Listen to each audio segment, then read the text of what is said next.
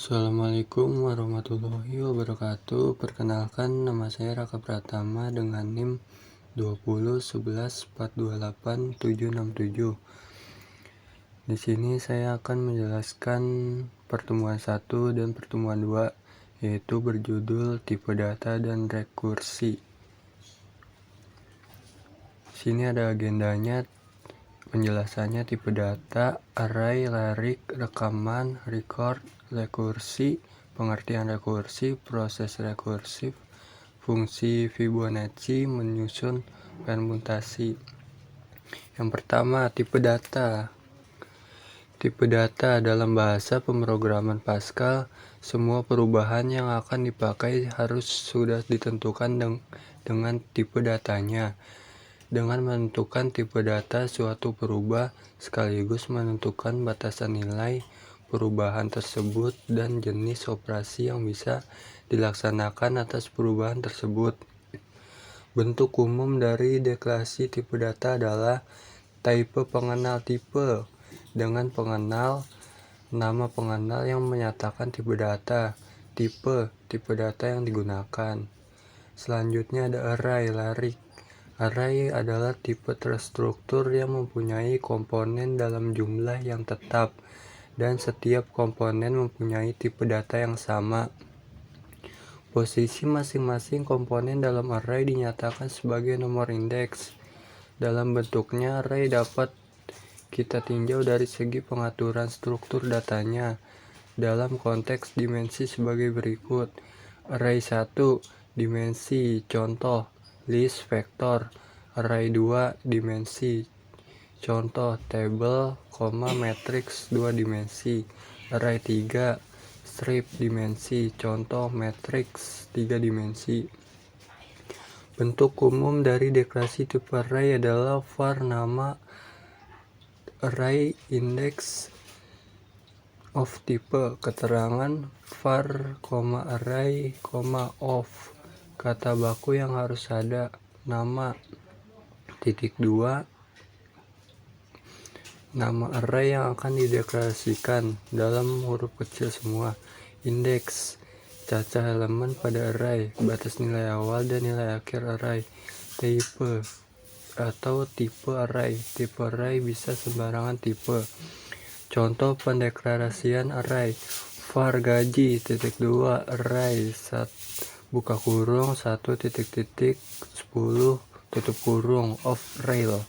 Artinya mendeklarasikan gaji yang bertipe real, mempunyai 10 elemen dengan indeksnya menggunakan subjangkauan integer yang mempunyai batas bawah 1 dan batas atas 10.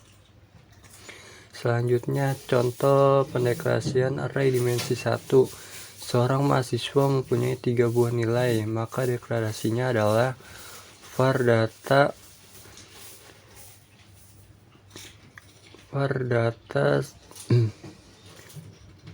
nilai array, buka kurung, 1,3, tutup kurung, of byte. Contoh pendeklarasian array multidimensi. Ada 4 mahasiswa dan tiap mahasiswa mempunyai 3 buah nilai, maka deklarasinya var data strip bawah nilai array 1,4, tutup kurung, of array, buka kurung, 1,3, tutup kurung, of byte. Atau disederhanakan menjadi var data strip bawah nilai array, buka kurung, 1,4, 1,3, tutup kurung, of byte, titik, koma. Rekaman atau record sama halnya dengan array. Rekaman, record adalah kumpulan data. Perbedaan antara array dengan record adalah bahwa dalam array semua elemennya harus bertipe sama. Tetapi dalam rekaman setiap elemen bisa mempunyai tipe data yang berbeda satu sama lain. Dalam aktivitas sehari-hari, pemakaian rekaman lebih banyak digunakan dibandingkan dengan array. Beberapa contoh pemakaian, misalnya rekaman data akademis mahasiswa, rekaman gaji pegawai, persediaan barang dalam gudang, dan lain-lain. Bentuk umum deklarasi rekaman record adalah tipe pengenal sama dengan record. Medan 1.2 tipe 1, titik koma. Medan 2.2 tipe 2, titik koma. Medan N titik 2 tipe N titik koma N titik koma. Dengan pengenal yang menunjukkan tipe data yang akan dideklarasikan. Medan 1, Medan N, nama medan yang akan digunakan. Tipe 1, tipe N, sembarang tipe data yang telah dideklarasikan sebelumnya. Berikut adalah contoh deklarasi rekaman. Tipe tanggal strip bawah kalender record. Tanggal titik 2 1 titik 31 titik koma. Bulan titik 2 1 titik 12 titik koma. Tahun titik 2 1900 titik 2010 N titik koma. Siswa sama dengan record. Nama string 25, alamat string 35, kelamin laki-laki atau perempuan, L atau P, kelas 1.6 dan N. Rekursi. Pengertian rekursi.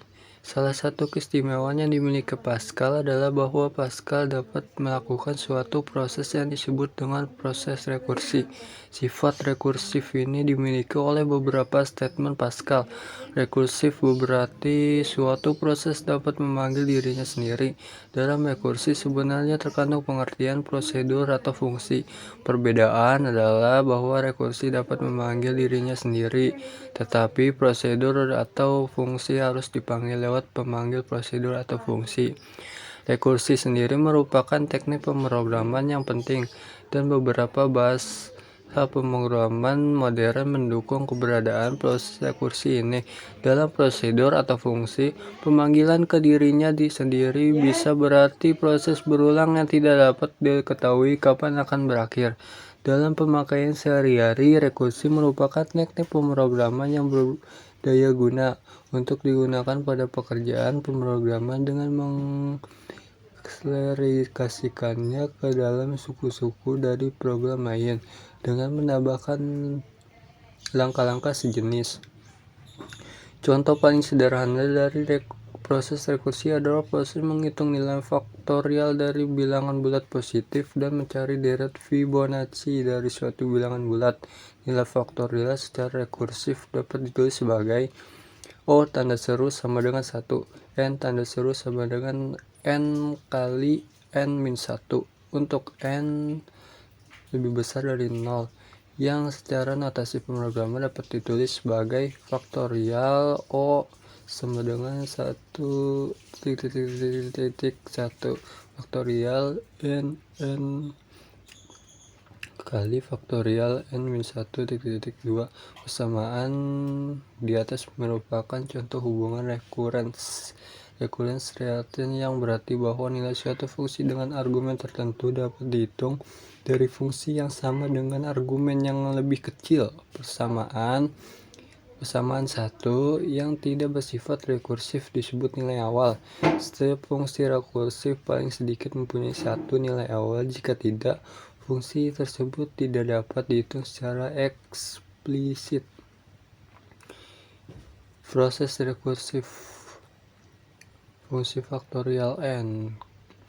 Integer bagian program menghitung faktor user. Di sini ada contohnya sebagai berikut. Fungsi Fibonacci.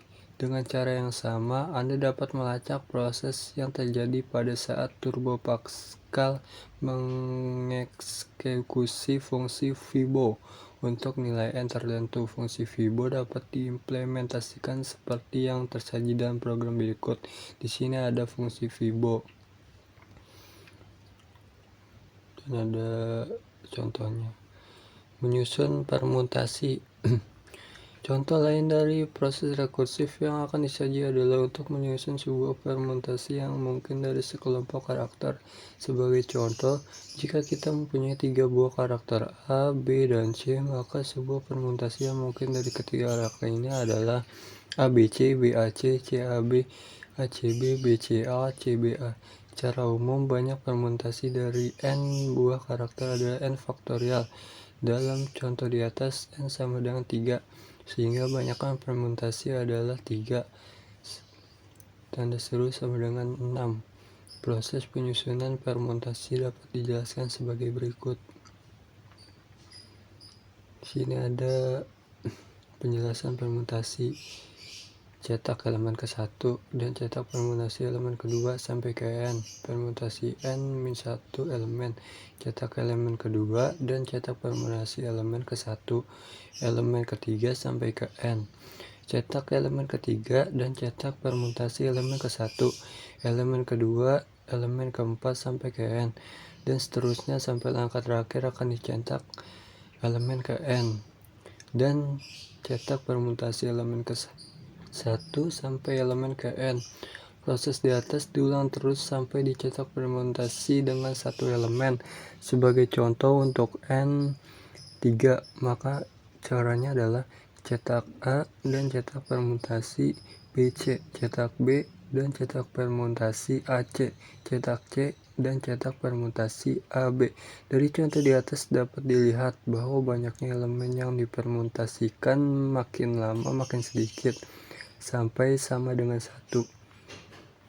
Terima kasih penjelasan yang saya sampaikan, kurang lebihnya mohon maaf apabila ada kesalahan kata, dan wassalamualaikum warahmatullahi wabarakatuh.